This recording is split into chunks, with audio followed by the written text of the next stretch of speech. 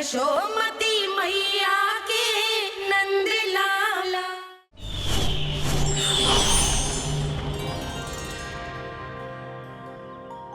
श्री नारायण के वाहन पक्षीराज गरुड़, मैं संपूर्ण सर्प जाति की ओर से आपसे एक निवेदन करने आया हूँ। कहिए, क्या कहना चाहते हैं आप? हे पक्षीराज, यदि आप हम पर ऐसे ही आक्रमण करते रहे तो शीघ्र ही हमारी प्रजाति समाप्त हो जाएगी।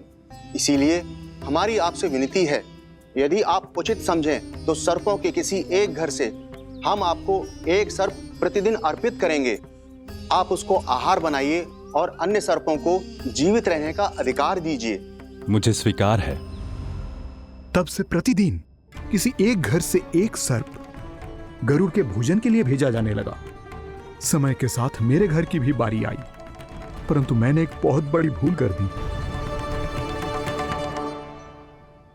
समय आ गया है स्वामी, आज गरुड़ के आहार के लिए इसे चुना गया है। कौन है यह गरुड़ और क्यों दूं मैं इसे कोई भेंट? स्वामी, सभी सर्प राज्यों और गरुड़ के बीच में यही समझौता हुआ है, हमें इसका सम्मान करना ही होगा। मैंने कोई समझौता नहीं किया, मैंने कोई वचन नहीं दिया और ना ही मैं किसी गरुड़ से भयभीत होता हूँ। यदि इस राज्य में किसी को सर्पों को अपना आहार बनाने का अधिकार है तो वो केवल मुझे है। अब से गरुड़ को दी जाने वाली हर भेंट मुझे दी जाएगी, महाविषधारी महान नागराज कालिया को। यह और कुछ नहीं, मेरा अभिमान था प्रभु, और यह मेरे इस जन्म की सबसे बड़ी भूल थी, क्योंकि फिर जब गरुड़ को इस बारे में पता चला तो। कालिया, अभिमान में आकर तूने अपने काल को ललकारा है। जिस कालिया के नाम में ही काल छिपा है, तू उसे ललकारने का दुस्साहस कर रहा है गरुड़। स्वयं को भगवान विष्णु का वाहन कहता है तो वाहन का ही कर्म कर। स्मरण रख, इस धरती के सर्वश्रेष्ठ योद्धाओं के लिए भी मैं मृत्यु का दूत हूँ। विनाश काले विपरीत बुद्धि। तुझ जैसे मूर्ख सदा इस युक्ति को सार्थक करते आए हैं। अपने विनाश को आमंत्रण किया है तो अब भोग।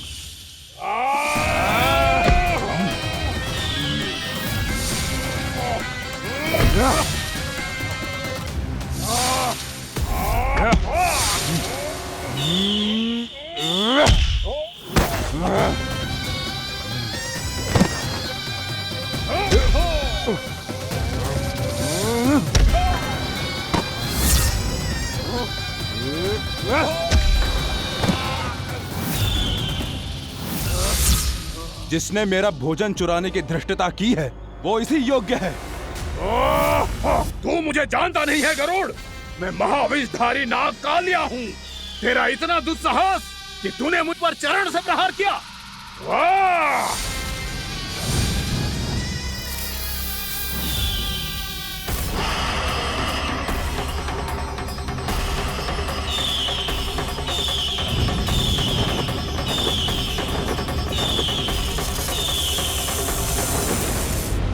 मैं अपने अभिमान में भूल गया था कि गरुड़ मुझसे कहीं अधिक शक्तिशाली है। इसलिए अपने प्राणों की रक्षा करने के लिए मैं एक स्थान से दूसरे स्थान भागने लगा।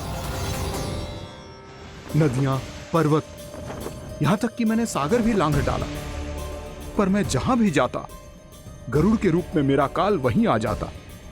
इसीलिए मृत्यु की आशंका से भयभीत होकर मैं अपने बड़े भाई मां कद्रु के प्रथम पुत्र अनंत शेषनाग से राय लेने चला गया।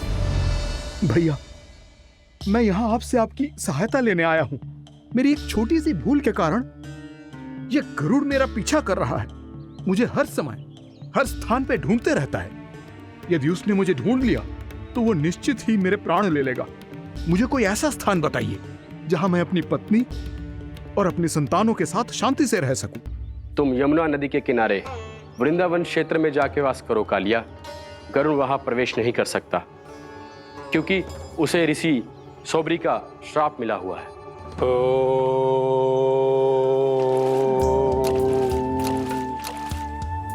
ध्यान और तपस्या का नित्य कर्म करते हुए ऋषि के मन में मछलियों के प्रति प्रेम भाव इतना बढ़ गया कि वो भूल गए सभी जीव खाद्य श्रृंखला का भाग होते हैं और मछलियां भी इस नियम की अपवाद नहीं है।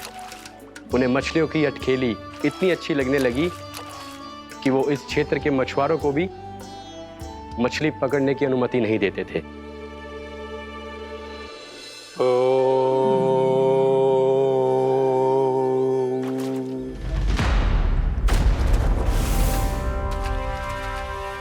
उस दिन वो उस पक्षी को नहीं रोक पाए, पर तब से सावधान रहने लगे। यहां तक कि अपने साधना से भी अधिक ध्यान वो पक्षियों पर केंद्रित करने लगे। ठहरो! इसी क्षण अपनी चोंच में पकड़ी इस मछली को छोड़ दो। तुम्हें इन मछलियों का आहार नहीं करना चाहिए पक्षीराज। ये तो खाद्य श्रृंखला का नियम है ऋषिवर। यदि मैं इनका आहार नहीं करूंगा तो कोई और पक्षी कर लेगा। मैं अपने आनंद या प्रतिशोध के लिए इनके प्राण नहीं ले रहा। ये तो बस मेरा भोजन है। पर यह मेरा तपस्या स्थल है।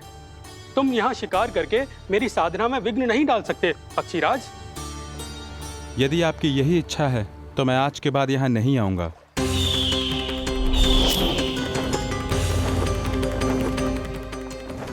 पर आज ये मछली मेरे आहार के रूप में पकड़ी जा चुकी है।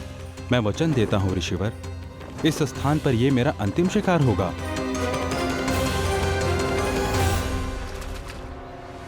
आज के बाद यदि तुमने वृंदावन की निकट उड़ान भी भरी तो तुम सैकड़ों टुकड़ों में फटकर मारे जाओगे पक्षीराज। ये मेरा श्राप है।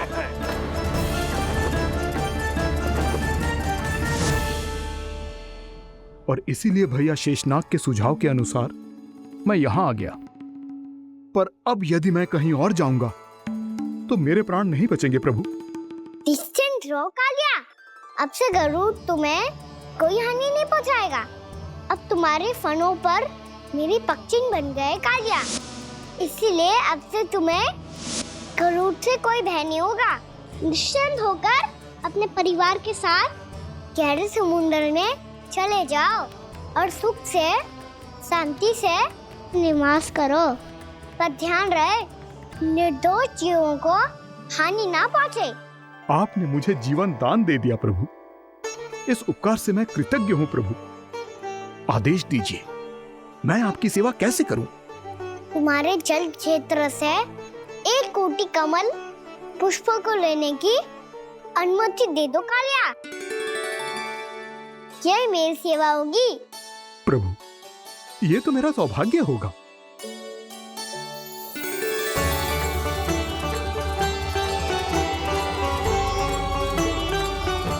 एक कोटि के स्थान पर हम 3 कोटि कमल पुष्प ले आए प्रभु।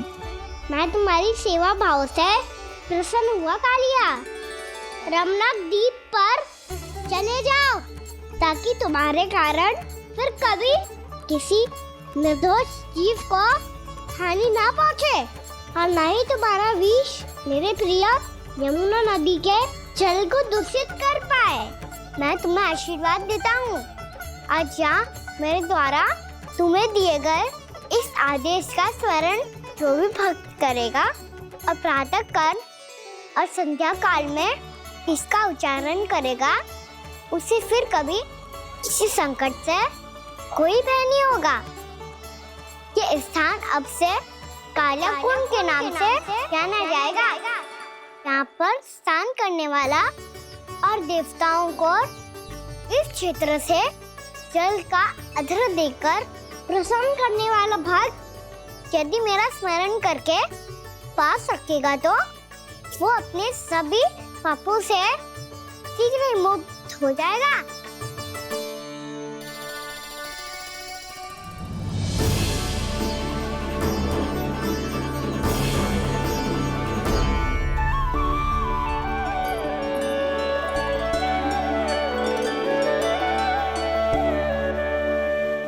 कौन है जी भगवान जिसने अभी अभी कालिया जैसे विशाल विस्तर का सामना किया? क्या एक साधारण बालक जो शीत की अधिकता से ठिठुर रहा है? क्या करूं? मैं लल्ला को ममता के आंचल में छुपा लूं या भक्त बनकर प्रभु की लीला देखती रहूं? क्या करूं मैं? कितना ठंडा था जल, बहुत सर्दी लग रही है। सर्दी से तड़पते हुए कैसे देखूं इसे? अभी जाके अपने पल्लू से सुखाती हूँ। हृदय से लगा के स्नेह की आंच दूंगी तो सर्दी पल भर में छूमंतर हो जाएगी।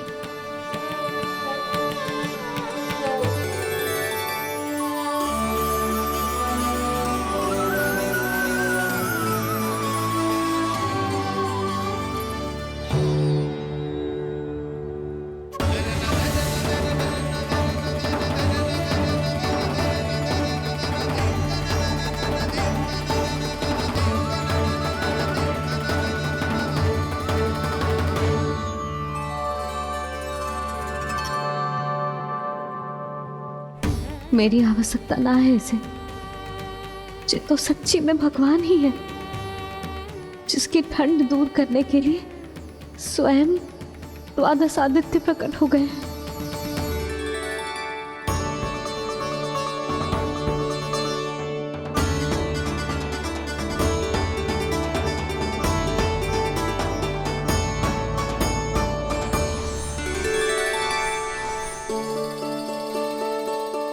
क्या किया आपने?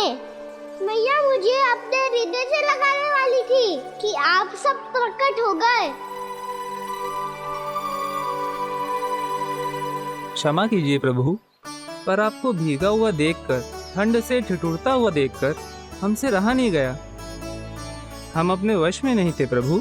भक्ति से भावुक होकर हम प्रकट होने पर विवश हो गए थे। हमारी किरणें जैसे स्वयं ही फूट पड़ी और दौड़ पड़ी आपको सुखाने के लिए। मैं आपका प्रेम, आपकी भक्ति समझता हूं आदित्यगण, और इसीलिए इस समय मैं जहां खड़ा हूं, इस स्थान को द्वादश आदित्य टीला के नाम से जाना जाएगा।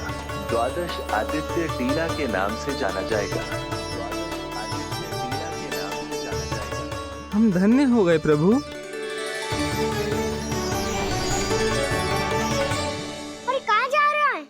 जो गड़बड़ किया है उसे सुधारिए तो सही। प्रभु आज्ञा दीजिए। अपना दाब इतना अधिक बढ़ा दीजिए कि मुझे स्वेद आने लगे, ताकि मैया मुझे स्वेद में लीला देख के और भूल जाए कि मैं ही भगवान हूँ, और मैया मुझे अपनी गोद में उठा के ले जाए।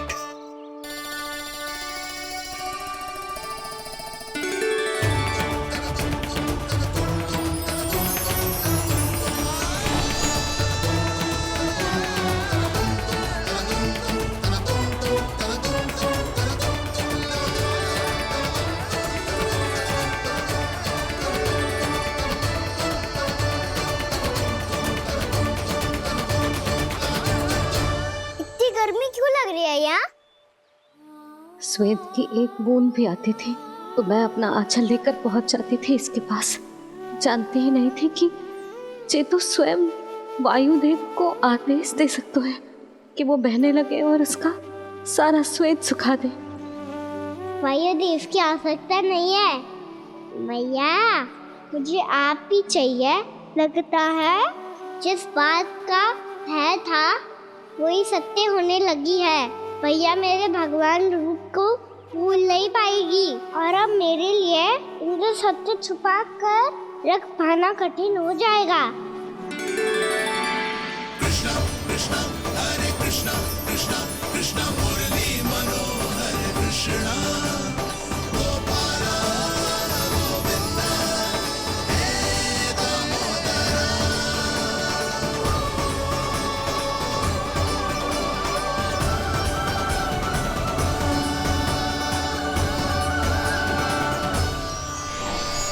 प्रभु, आपके श्वेत से बने इस प्रसंगदान सरोवर का प्रणाम स्वीकार कीजिए।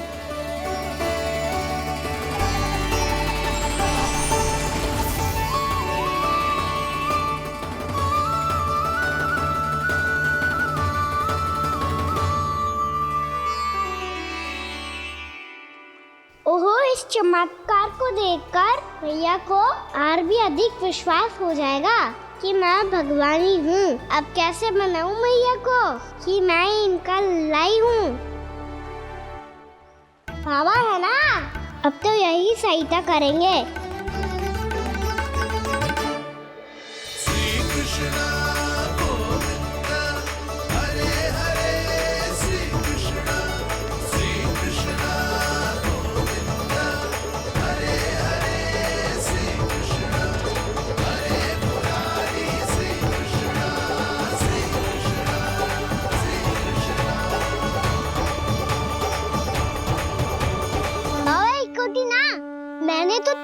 कोटि कमल पुष्पों का प्रबंध कर दिया है और चिंता करने की आवश्यकता ना है।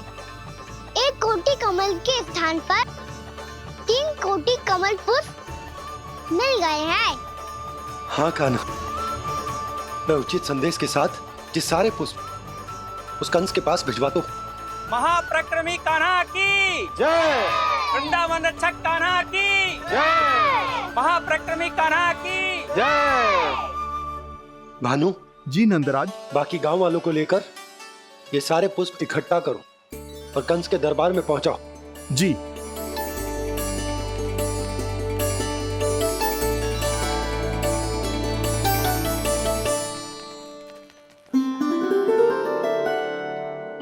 मैया। कौन हो तुम? मुझे पता था मैया, जब आपको सत्य पता चलेगा तो आप मुझे मैया की तरह स्नेह ना कर पाओगी, इसीलिए आज तक सत्य छुपाता आया हूँ, ताकि आपकी ममता, आपका प्रेम अनुभव करने का अवसर मिलता है मुझे। और फिर आज को बताया था ना, जो रहस्य तुमने बरसों तक छिपाया था, उसका भेद खुलने में तुम्हारा ही योगदान है। मुझे कालिया के शीश पर अपने पद चिन्ह रखकर उसे मुक्त कराना था दाऊ, वचन दिया था मैंने उसे। इसके अतिरिक्त निर्दोष पशु पक्षियों के जीवन को कालिया के विष से ही बचाना था मुझे। इसमें कंस को तो सम्मिलित करना ही था,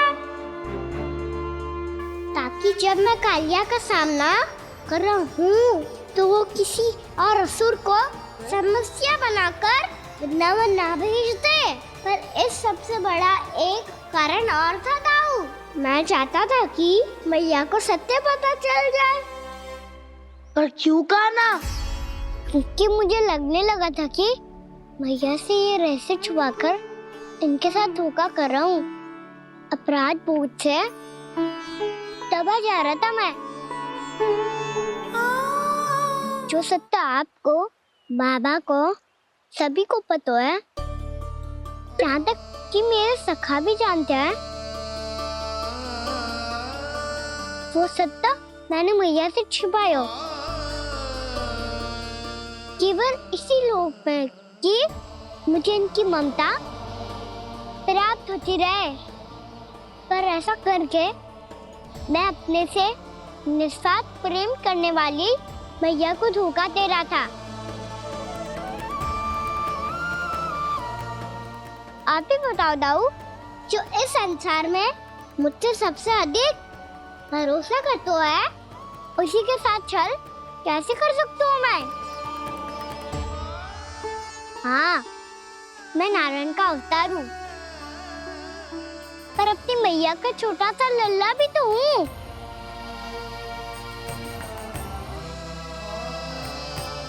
इसीलिए तो यमुना जी में छलांग लगाने का एक कारण इस गेंद को लेने जाना भी था। स्नेह से बनाई थी मैया ने गेंद, इसे अपने से दूर कैसे होने देता मैं? आपको आभास भी ना है मैया कि आप मेरे लिए कितने महत्वपूर्ण हो। ये सत्य है कि सभी देवता, प्रकृति, भक्त, ये सब है मेरा ध्यान रखने के लिए, मेरी सेवा करने के लिए। पर क्या इनमें से कोई भी मेरी मैया का स्थान ले सकता है? और आप भी तो यही चाहती थी कि मैं आपका लल्ला बन के आऊं, आज जैसे आपने मुझे अपनी गोद में लिटा रखा है, क्या कुछ ऐसा नहीं हो सकता कि शीघ्र ही मुझे आपको अपनी गोद में खिलाने का अवसर मिल जाए? मैया, नारायण का अवतार होना क्या इतनी बड़ी समस्या है कि आप हृदय से भी राह लगा सकते? मैया,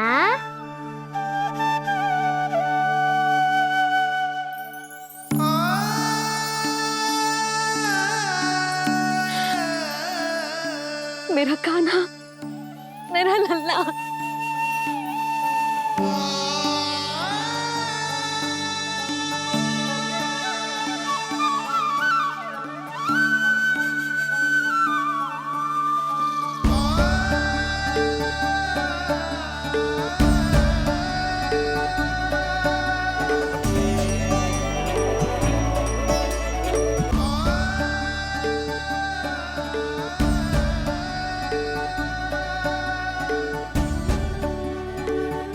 जे सत्य है कि जे जानने के बाद कि तू श्री नारायण का अवतार है, मैं तुझे भगवान की तरह ही देख पाऊंगी। पर मेरे हृदय की जो ममता है ना, वो भक्त से कहीं अधिक है लल्ला। फिर चाहे तू साधारण बालक हो या श्री नारायण का अवतार, तू सदैव ही मेरा लल्ला है, मेरा लल्ला था और सदैव ही रहेगा। यशोमती मैया का नंद लाला, यशोमती मैया का नंद लाला। यशोमती मैया के नंद लाला, यशोमती मैया के नंद लाला, यशोमती मैया के नंद लाला, यशोमती मैया के नंद लाला।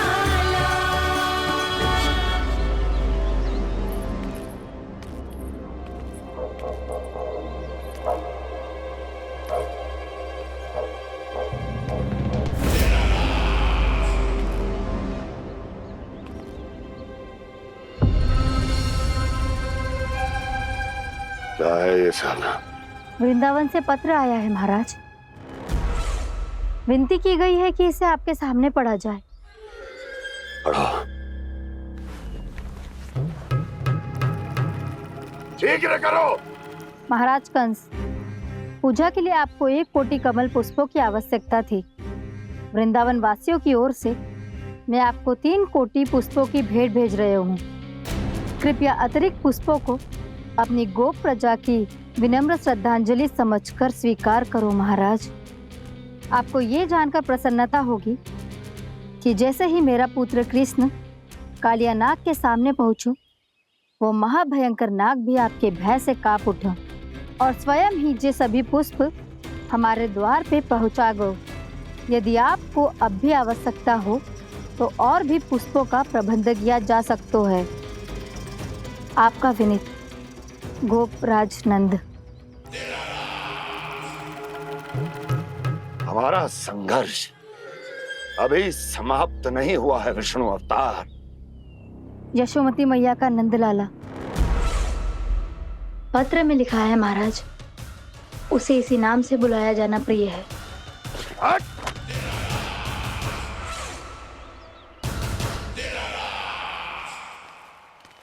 जैसे आपने कही वैसे ही करो। हमने कंस के राजभवन को पुष्प से भर दियो है।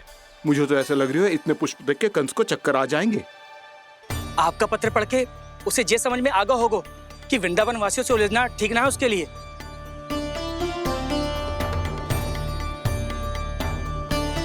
वैसे ही हमारे श्री कृष्ण हमारी रक्षा करने के लिए है ना।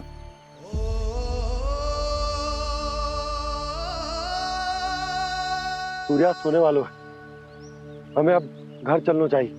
मुझे बहुत थकान लग रही है नंदराज।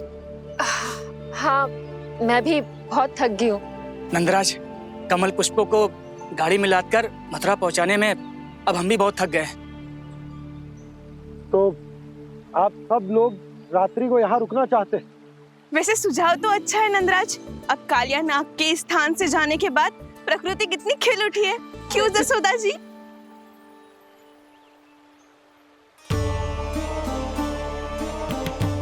सब सामान्य है। जे जान के भी कि कान्हा भगवान नारायण का अवतार है, किसी को कोई अंतर ही ना पड़ रहा है, तो फिर मेरा मन क्यों अटको है अभी तक? क्यों बार बार मैं इस दुविधा में पड़ जाती हूँ कि कान्हा को एक भक्त के जैसे देखूं या मैया के जैसे? ऐसा इसीलिए है मैया क्योंकि ना तो आपकी भक्ति में कोई कमी है और ना ही ममता में। तो फिर ठीक है, आज हम यहीं रात बिताएंगे। सब लोग विश्राम करिए। सही है हुई ना बात। जे हुई ना बात। रात वन में भयभीत क्यों हो रहे हो बसंता? श्री नारायण का अवतार कहना है ना हमारे साथ।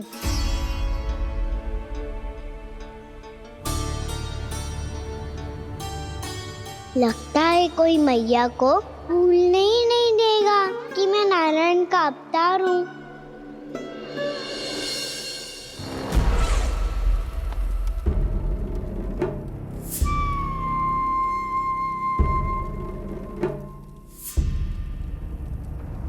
तुम्हें पूर्ण विश्वास है ना गुप्तचर? ये सब कुछ उसी बालक ने किया है।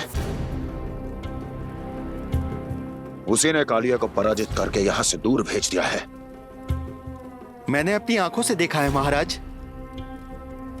और वृंदावन के सभी वासी इस समय वन में विश्राम कर रहे हैं, ये सूचना पक्की है।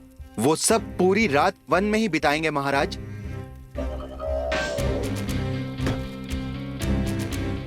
मेरी रातों की नींद छीनकर वो वन में आनंद कर रहे हैं।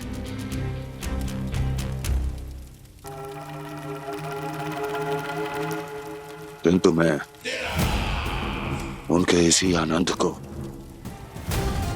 मृत्यु के करुण रूतन में बदल दूंगा। उनके चारों ओर प्रकाश होगा, सूर्य की चमक जैसा, आंखें चौंधिया देने वाला प्रकाश।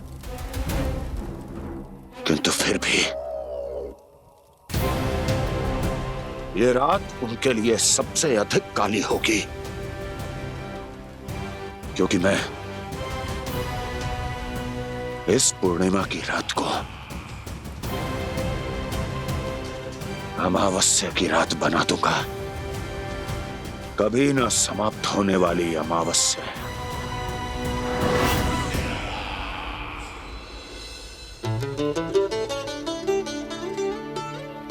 भाभी देखो, वन देवी प्रसाद के लिए जे केले लाई हूँ मैं। हाँ दिखा तो, इसमें से पक्के केले कान्हा के लिए चुन लेती हूँ। पर वो तो नारायण का अवतार है, उसके लिए फल कैसे चुनूं मैं? जो उसके हाथ में आएगा अपने आप ही मीठा हो जाएगा। भाभी क्या होगा? रुक क्यों गई? कछू ना दिखा।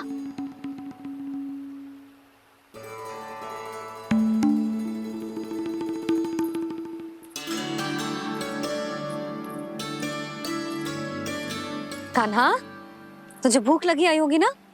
भैया खिलाओ ना। अच्छा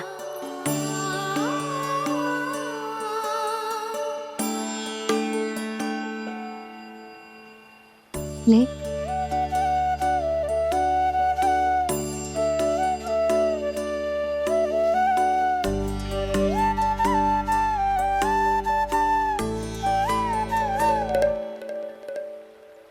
भैया के व्यवहार में बदलाव आ रहा है।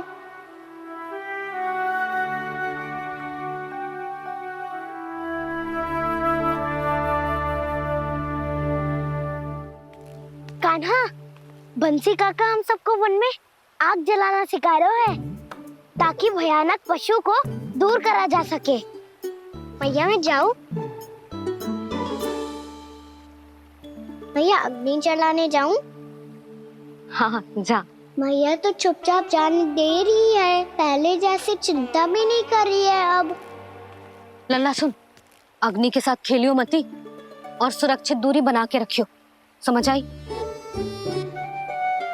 जा।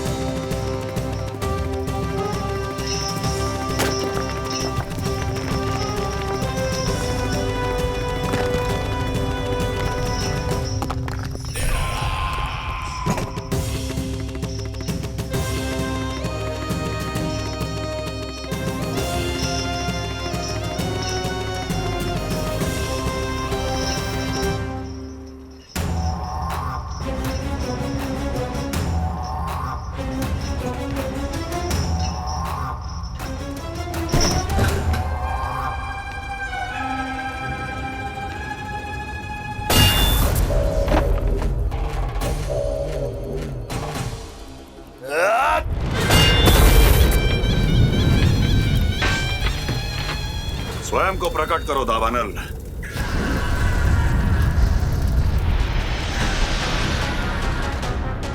प्रणाम महाराज। महाराज कंस, इस कारागार से मुक्त करवाने के लिए आपका बहुत बहुत धन्यवाद। बताइए, इस उपकार का ऋण कैसे चुकाऊं? बस वही करो दावानल जो तुम्हें सबसे अधिक प्रिय है। अपने नाम को स्वयं सार्थक करो। जला दो, पूरे वृंदावन को जला दो। कीट, पशु, पक्षी, वनस्पतियां, वृक्ष, यहां तक के मानव भी, कोई भी जीवित प्राणी जीवित नहीं बचना चाहिए। जला दो सबको, सबको। आपकी आज्ञा ही मेरी इच्छा है और आपकी इच्छा ही मेरी आज्ञा। तुम सबने देखो अजय, अधिक कठिन ना है ये। 2 पत्थर हाथ में पकड़ ले, ऐसे रगड़ लो है, चिंगारी निकलेगी, घास फूस अग्नि पकड़ेगी और भक्क से जल जाए वो। लो करो, लो सुबल।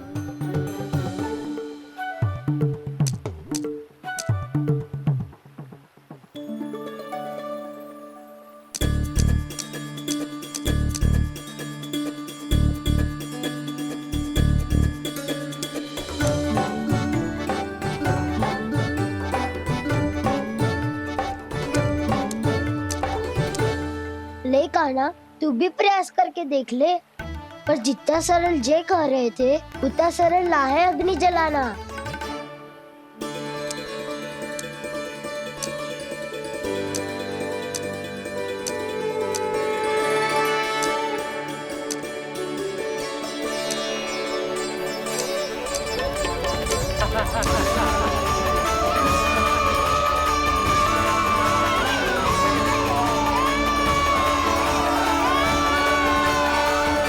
ये तो श्री नारायण का अवतार है। संसार की सारी अग्नि इसके नियंत्रण में है, तो फिर एक चिंगारी उत्पन्न करना कौन सी बड़ी बात है।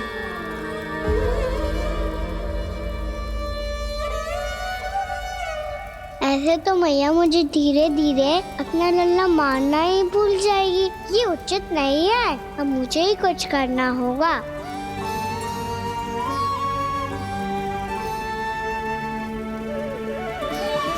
कान्हा, ऐसे मत करो, लग जाएगी।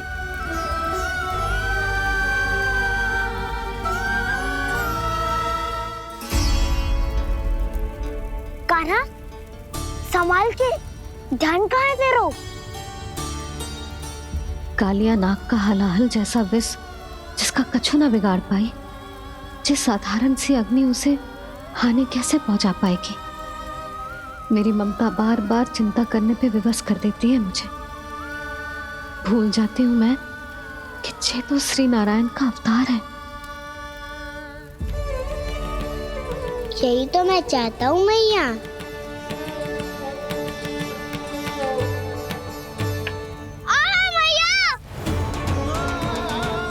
कान्हा, कान्हा, दिखा, दिखा, कहाँ लगी? हाँ, बोला था ना अग्नि से दूर रहने। दिखा, जले का चिन्ह ना है।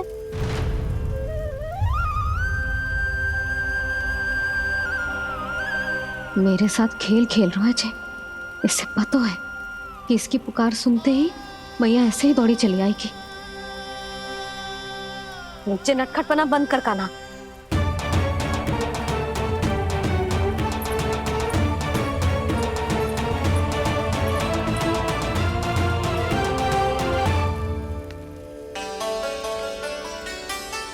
यशोदा, आ जाओ, कान्हा को भी बुला लो।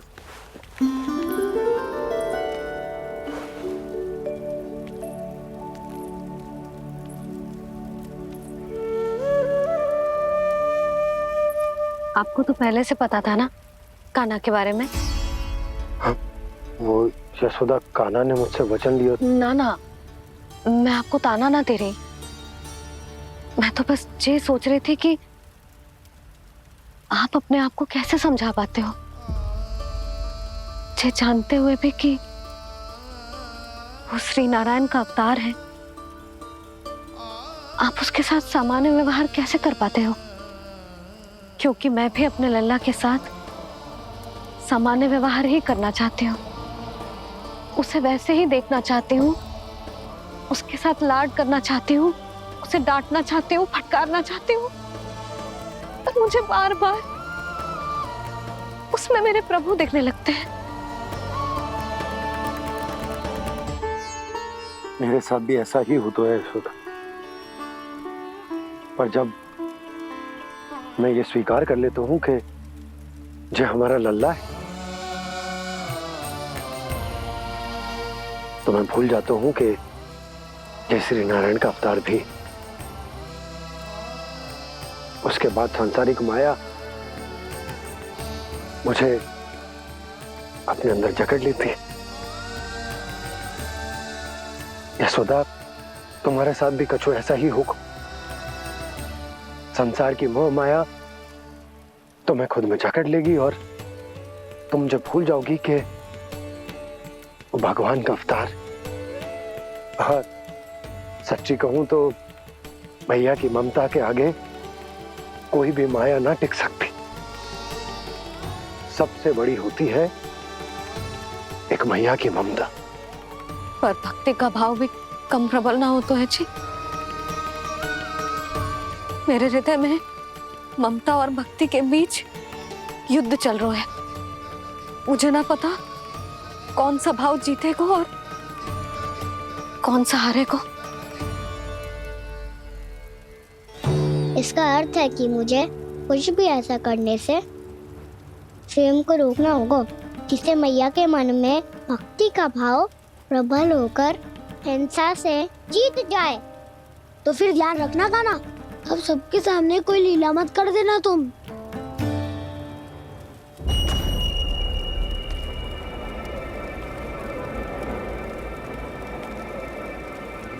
वो देखो, वो वहां बैठे हैं सब कोने में। किसी भी कोने में क्यों ना छिपा हो, आज तो जलेगा पूरा वृंदावन ही।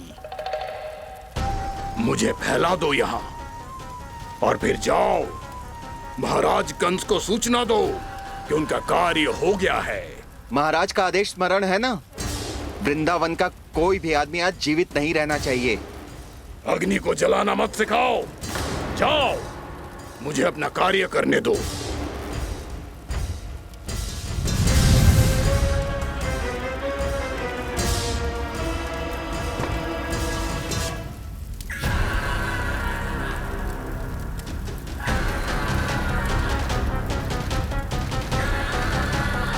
नारायण नारायण हरे हरे, श्रीमन्नारायण नारायण हरे हरे, भजमन नारायण नारायण हरे हरे। क्या हुआ कान्हा? मैंने आपको कहा था ना कि मैं कोई लीला ना करूं, पर देखो कंस मामा ने असुर वृंदावन को भेज दिया है।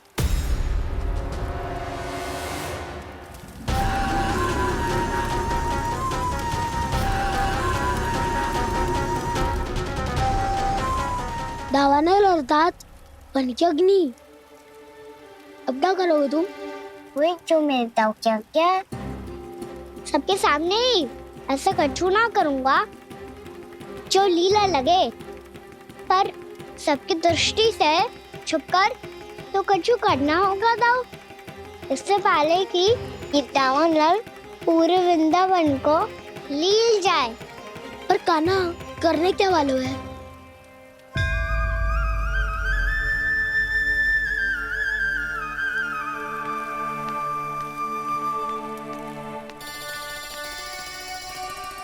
मैया बहुत थको, सुला दो ना। आजा।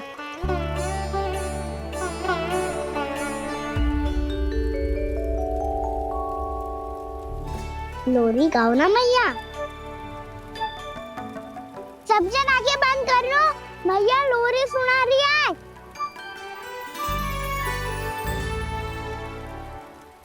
तो ये है तुम्हारी योजना।